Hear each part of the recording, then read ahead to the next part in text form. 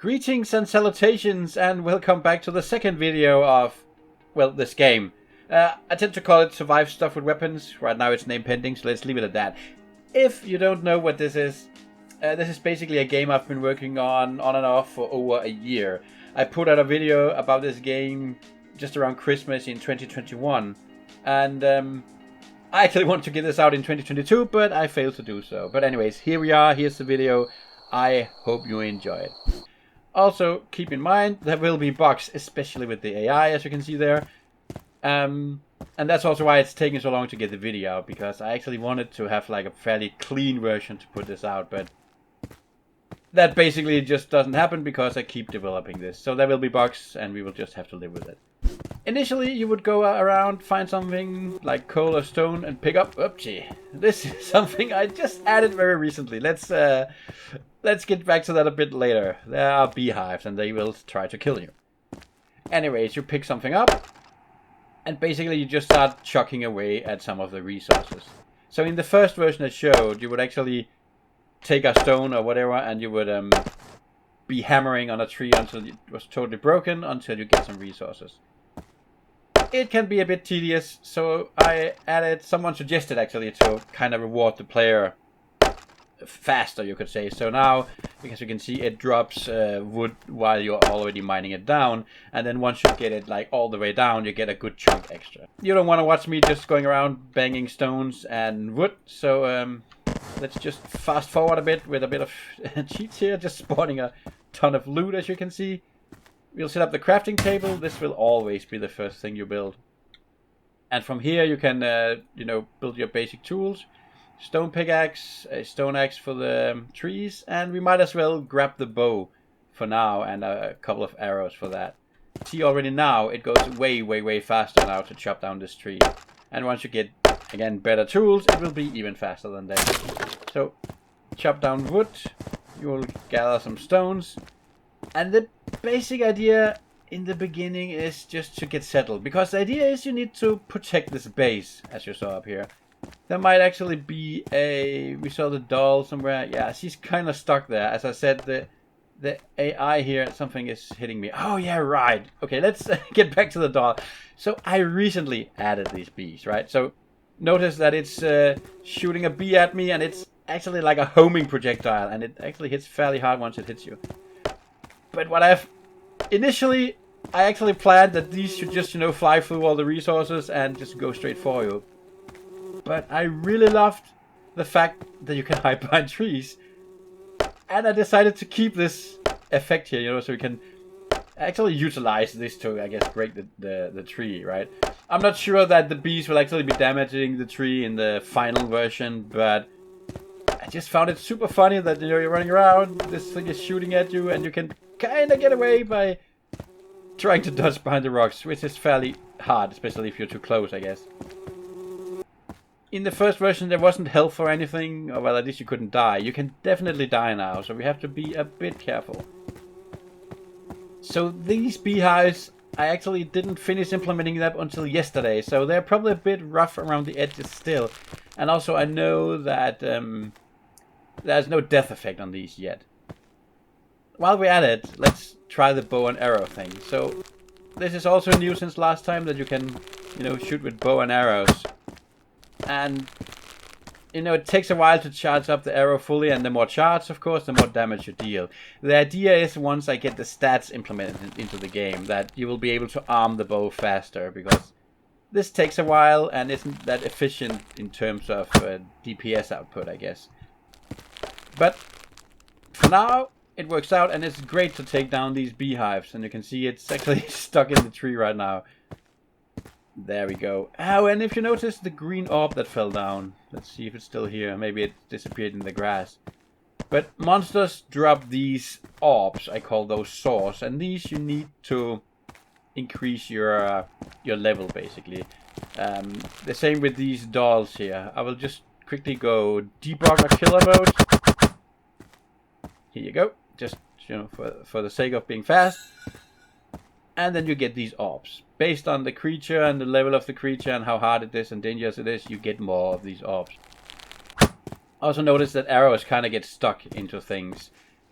And some things it looks cool, some things it doesn't based on the collider. So I'm not really sure whether I want to keep the effect of these arrows here. As you noticed in the doll when I killed it, it looked a bit wonky with how the arrows were sticking into it. Let's just get rid of these. I actually find these quite annoying. The idea is you get honey and honeycomb from these, and they are actually fairly rare. They only spawn in trees. I think I put it roughly at a 1% chance, or maybe it was 2% chance in a tree to have a beehive. And eventually they will also be able to respawn. And I maybe tweak that a bit, because I think we've already seen 3 within a very short distance, and I think that's a bit too much. There's a lot of other stuff to show, and yeah, I'm just playing. As you can see, these bushes here. Bushes are a new thing as well. And monsters tend to attack these, and I think bushes that spawn naturally should not be attacked in the long run, but right now they just love to kill bushes. And bushes are actually quite nice. Let's see if we can get rid of her. I think she's gonna kill us instead because I ran out of arrows. Let's see if we can kill her without dying. We could not. Eventually, while you build up and upgrade your base and stuff like that, I'm looking for the crafting table, can't remember where I put it. Maybe it got destroyed actually. Let's put up a new one then. So eventually you will actually end up building a portal. Let's just build the portal. We won't go through it yet. I ended the previous video with a portal, but I promise you this time we will go through it. So here we have a portal. The idea is you can do things with it. I'll show you in a bit later. And then you can open it and you will go to another world. So the other worlds will have different monsters, different loot, different landscape. We'll see that in a moment. And the idea is you go there, grab some of the more maybe rare loot or exotic loot, depending on your own world, I guess. And then you bring it back here so you can upgrade your gear, build a bigger base, stronger base maybe even, and so on and so forth. Let's show some of the other neater features. Food has been added, as you can see down in the lower right corner now, that my hunger is actually increasing, well, decreasing, depending on how you look at it. But my hunger bar is filling up. I don't know. That's the thing about hunger, right? Because technically you get more hungry, but, you know, the lower it is, the more hungry it is, basically. That's it. Anyways, gardens. I've added gardens, and we have bushes. So let's play around with these two for a short while. So let's just pick up this garden here as well. So to build gardens, you need manure. There's basically manure right now just spawns in the world. Let's see if we can find some. See, grass makes it hard to see sometimes, and I haven't really figured out if that's a good or bad thing in terms of the game. I find it annoying sometimes, but it also can hide some interesting stuff. As you can see here, there's some manure, we can pick it up. Right now, as I said, it just spawns wildly in the game. I think the idea is that I want to have, you know, more neutral, let's call it mobs, like whatever animals, cows or whatever, and they will, you know, go around and poop, and you can then pick it up. Let's try with these gardens here. So the ideas with a garden is that, yeah, well, you can do gardening. So let's put down 2 gardens here, and let's just quickly grab. We have carrots, and I think that's all we have right now. We have berries as well, but these are from bushes. Yeah, so let's just use carrots for now. So here we have a carrot. Yeah, here we have a carrot, and this is a garden. So if we right-click the garden, we plant a carrot. We can do the same in the other one here. So once in a while, there's the game kind of works in heartbeats. So whenever there's a heartbeat, there's a small chance that these gardens will increase the yield. And this is based on, so the more carrots that are in the garden, the bigger the chance that for every heartbeat that a carrot will grow. So I can put in more. I did that now, as you can see, and I can put in more here. And I can be in these kind of small gardens, there can be up to 9 carrots. So if I leave them there, eventually when I get back, there will be more. And this is basically the idea how you get more vegetables and other kind of plants. So these can be destroyed, right? If monsters come, they will attack you and try to attack your buildings, and eventually also try to attack your source heart here. If that one is destroyed, the game is over no matter what. Even if you have enough source to revive, this is it. When this dies, your game is over. I hope this isn't too dark for you, because now it's nighttime, and side note, I still really love the night sky. And I just realized another bug. I just had to try. I can actually plant bushes in midair. So I should definitely try to fix that. That is, why did we even manage to do that? Oh, I think I know why.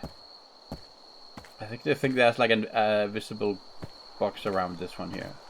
Anyways, that's a technical thing. We don't care about that right now. But the idea is you can put down a bush. And I hope it's not too dark for you guys. I'll try to light it up in editing otherwise. But right now this berry bush is empty. And you can also see the text says not yet ripe for harvest. Eventually, again, based on these heartbeats I mentioned earlier, eventually there's a chance. So for every heartbeat, there's a chance that the berries will grow. And this is basically how you get more berries. And you can see here, I have berries. And you get quite a good amount of berries whenever a bush is grown. And the idea is, of course, also with these berries, you can craft jam and stuff like that. So far you can't. You can just eat the berries. At some point I will do a major update just for recipes for things you can craft. But that hasn't really been my priority right now because I just wanted to, well, get the basic systems in place and get stuff working. Anyways, let's, I think I will just quickly craft a bit of better gear for us. Did I lose the crafting table again? Or is the crafting table over here? Because I just want to craft a few interesting things. So we need a furnace, and the furnace we can use to melt our iron ore. And the way you can also actually create coal with the furnace. You build that base out of wood, and also you create iron ingots from one coal and one iron ore. In many games you would put like stuff in it, it would start melting. I just kind of like that it's instant crafting, so that also means that basically all crafting stations work in a similar manner. So now I have a lot of iron, means I can build an anvil. Let's put it down here. And from the anvil I can now build a sword, an iron axe, and an iron pickaxe. And these are, again, way faster than the stone tools we used earlier. As you can see, now I can actually really fast chop down a tree. There's a chance you will crit as well. Again, skills will affect that once they get implemented. I think right now there's a base crit chance of 2-3% or something, fairly low. Now we have the weapons. So let's see if we can find some monsters. So around the world, this might take us a while to find if we are unlucky, but I'll fast forward the video. Around the world there are something I call monoliths. Maybe I will change the name of those, but these are basically pillars that spawn around the world, and these spawn all the time. I think there's one over there actually. So these pillars are pillars that you can activate, and once you activate them, some monsters will spawn appropriate for the world you're in. And if you beat them, the pillar will break and there will be a reward for you. The reward and stuff are not really in place as of this version, but let's just go here and try to activate one of these monoliths. So again, it's nighttime. I hope it's not too dark for you guys. Again, otherwise I'll have to make it a bit lighter. But we will have daytime soon, and then there will be a bit brighter. But let's see. Let's activate this monolith. And don't mind that this is pickup. Again, one of the things I need to fix. And as you can see, instantly 3 of these dolls spawned. And right now they can be quite dangerous because they hit quite hard, as you can see. And if we don't have any arrows. Usually these are easy to kill with arrows, but alas, we do not have arrows right now. Let's see if we can kill them all. As you can see, I would like to make combat a bit more exciting. Right now the only exciting part is that I don't want to die. But as you can see, it's basically just me hitting them, they hitting me, and so on and so forth. This is also the very first monster or mob that was added to the game, so these aren't that exciting. There are a couple of other mobs that we may encounter. I hope we will. And I'm actually quite eager to show them off because they work a bit differently. Now notice, hope you just saw the red particle effect, because basically this whole pillar thing basically exploded. And in the future there will be like a reward, either in terms of some power up, rare loot, or maybe just additional XP, or in this case source. So you can see there's a lot of monoliths right now. The spawn rate is pretty high now for the sake of this demo, which is probably why we were lucky to find one so fast. But we can activate multiple of this. Let's just try to do one more. Let's hope we get another type of mob. But I think the spawn chance for the dolls are the highest. But let's just see what happens. Yeah, we had dolls again. I'll just run around and pop a few of these, hoping to get one of the other mobs. Yes, these ones. So these ones are like... yeah, don't mind, as I said, there will be bugs. This is the stone golem. And this is probably gonna kill us because I have no arrows. But this model was actually made by a Twitch streamer.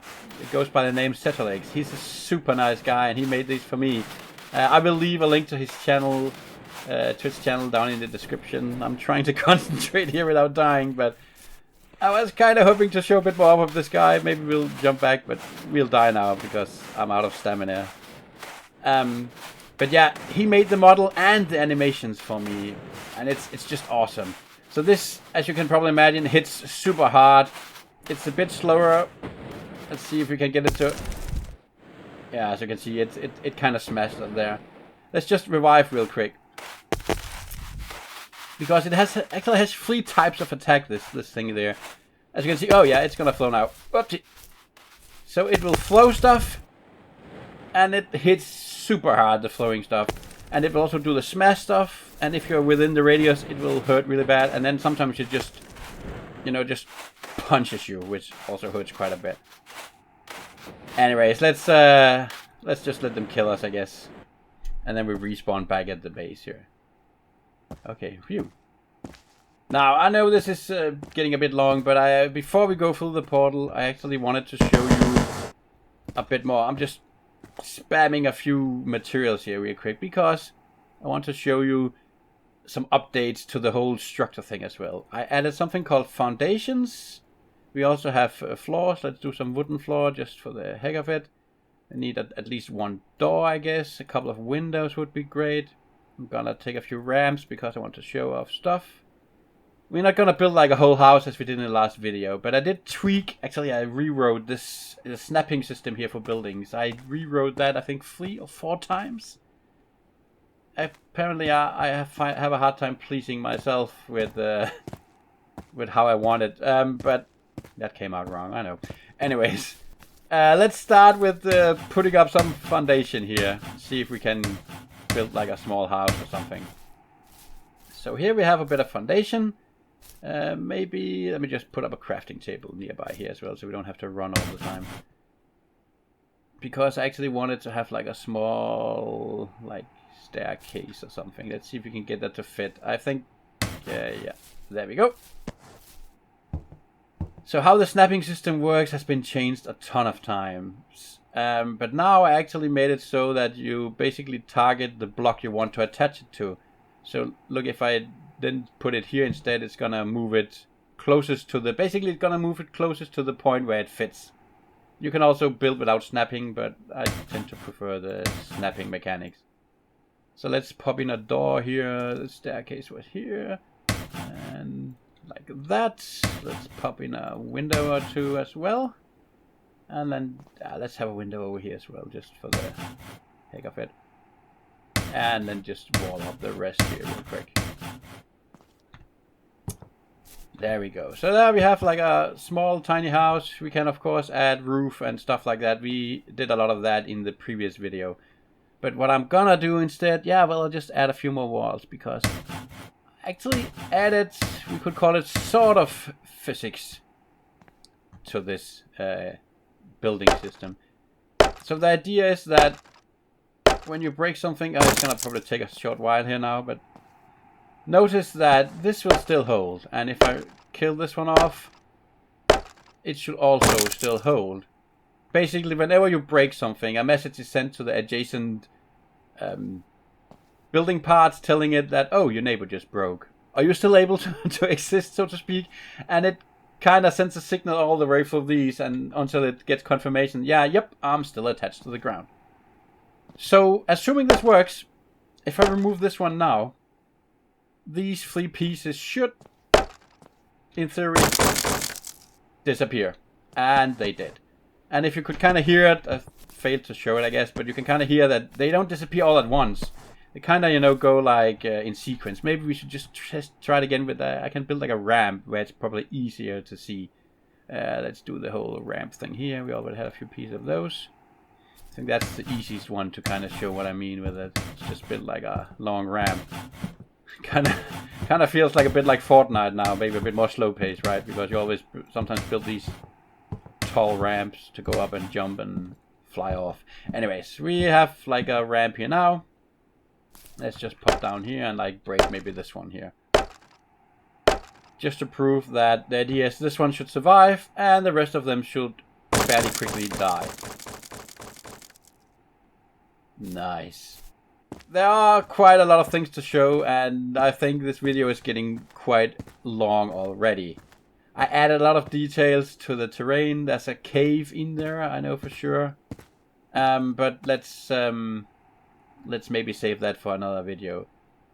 The portal is the interesting part, right? I ended the video last time on the portal, so let's this time at least show that it works.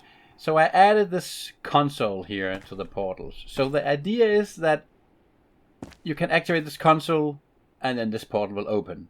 Notice that I have a crystal in my hand here. I think it's called, I don't even know it has a name right now, but it's like an ice crystal. You can find these crystals around the world. These are fairly rare, which is the idea. But then you can socket them. Notice that I socketed one here now. The idea is that you socket these in, and then when you activate it, it will send you to a world, or will open a portal to a world of the corresponding crystal. So in this case, it's a snow or ice crystal. So, spoiler already, once we activate this, we will end up into a snow world. But if I then add more of the same crystal, for instance, that means that I increase the quality, you could say, of the world I'm ending up in, and at the same time also the difficulty. So that means that better loot, more dangerous monsters. And it's also random. So there's a chance, basically there's some really nice shit that can spawn there, and the more of these there are, it kind of increases the chance that you get the rare stuff. For now that's not implemented, so no matter what we do right now, we'll just end up in the ice world. You would also have other crystals. See, we have a blue crystal here, and the other was called white. So yeah, easy naming, I guess. I will not pop this one in right now, because I know for a fact that if I have a blue crystal up there, it might crash. Basically because there's no world right now attached to the blue crystal. But if you have multiple colors up there, or more than one, it will then randomly generate a world of one of those you put in. And you could argue, what is the point of that? But the thing is that, as I said, this increases the chance, the quality, you could say, of the world.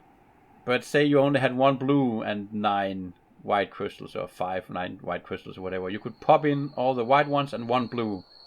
And then there would be a small chance that it would be a blue world, but of a high quality, right? So basically it's a way to gamble, you could say, gamble some crystals you have a lot of to hopefully get a better version of the ones you don't have that many of. But also, the more different colors there are, there's kind of a chance that you will get into these, I haven't found a word for it yet, but hybrid worlds or prismatic worlds or something. So there'll basically be crystals representing, you know, a green would be like a grass world like this one. A blue would maybe, not promising anything here, be like a water world. The white one is the snow world, and maybe a red one could be like a fire world, right? But once you start combining these, that would then open up the chance to go into even more unique worlds, where these elements might somehow be combined. Anyways, enough of me ranting. I think I've done that for quite a while already. Let's activate the portal. So once you have the crystals in that you are happy with, these are gone now. You will never get them back. So you have to be careful about what you put in. But then you activate the portal.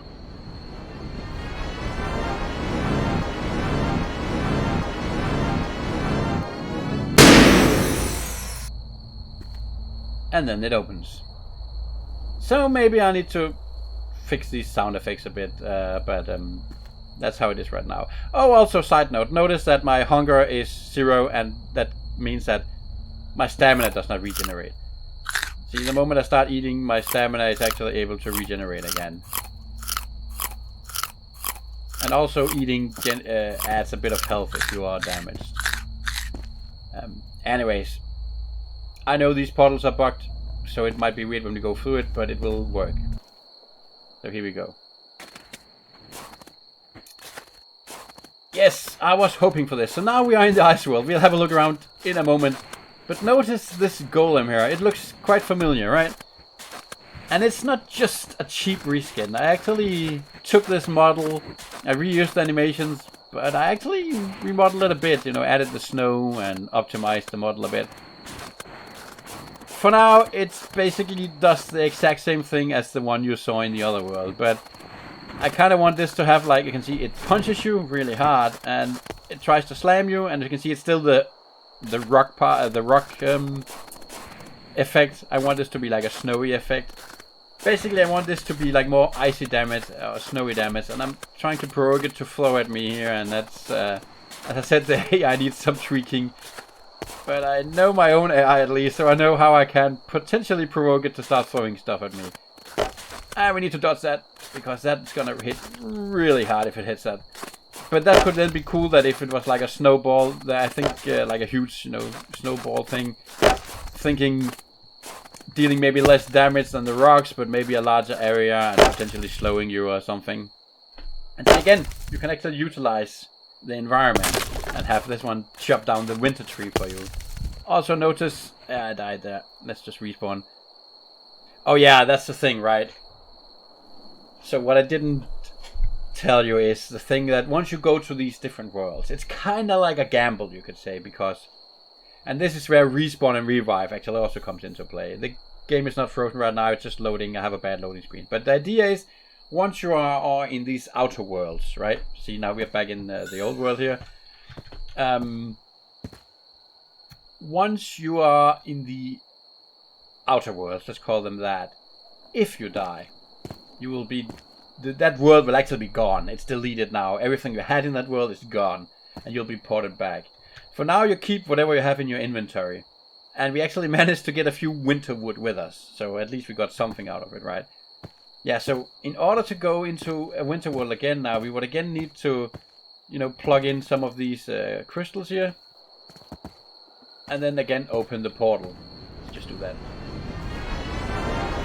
And let's just get the noise over it. Yeah.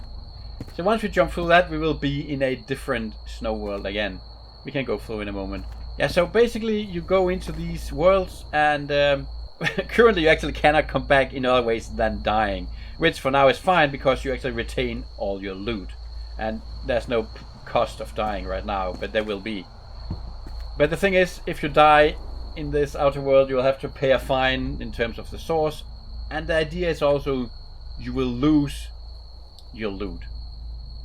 I am planning to maybe not lose everything. Whatever you have equipped probably won't be lost. But the idea is that whatever you bring inside your inventory will be lost. So basically I think my initial idea is that whatever you have in your inventory will be lost when you die. Whatever you have in your quick bar and whatever you have equipped will be retained. But I will have to think more about that and see how that works.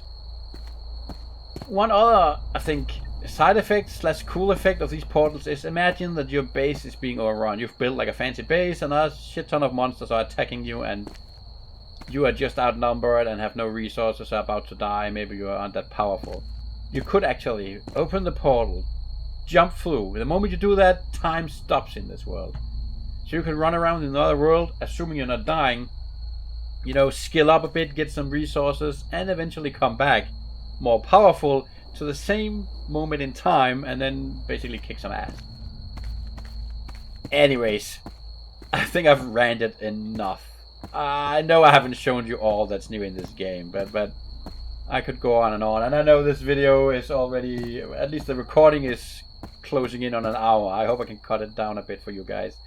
But yeah, I think that was basically what I wanted to show you this time around. So you get to see some of the changes, box and all. And anyways, thanks a lot for watching. If you want to see more, I will be making more videos. Hopefully there won't be a whole year in between. I do have a book I'm working on as well that might take up some of my time, but you know, this is starting to take shape, this project. So I will continue on it. Don't worry about it. Oh, and also as you can see now, it has grown a bit. You can see there's some more carrots in both of them now. So yeah, it's definitely working. Berries haven't grown yet on this one, and I think the doll might have destroyed the other one. Anyways, thank you so much for watching. Please do leave a like, show some support, do the subscribe thing if you're into that as well. And again, as I said, the golem stuff made by Zetolix, definitely check out that guy as well. Link to his Twitch channel down in the description. Anyways, thank you so much for watching, and you'll see me in the next video. Bye!